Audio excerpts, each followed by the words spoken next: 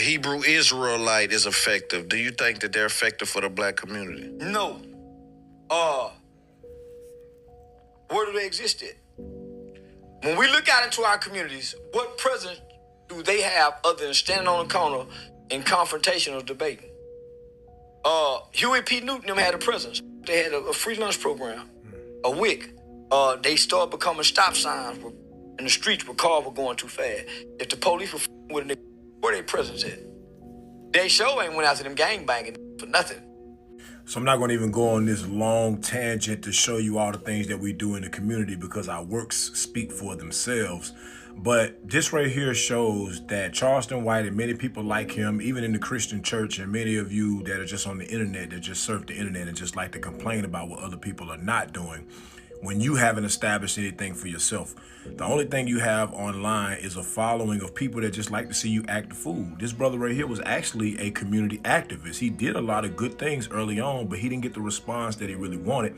So he started to act a fool so that he can get y'all to listen. But now I want to make something very clear.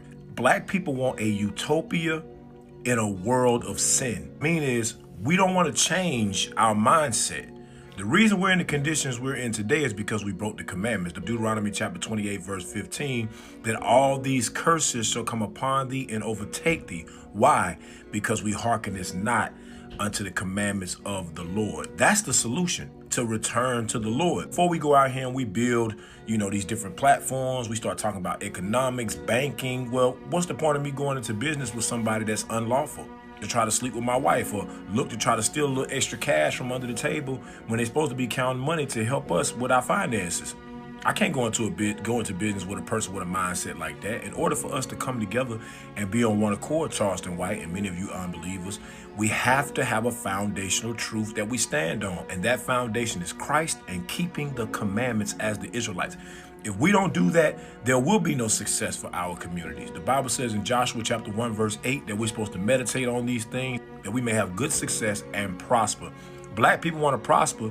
Black people want good success, but you're missing the key component. With the Israelites, Jesus Christ, our King, is returning for us, and that we must keep his commandments.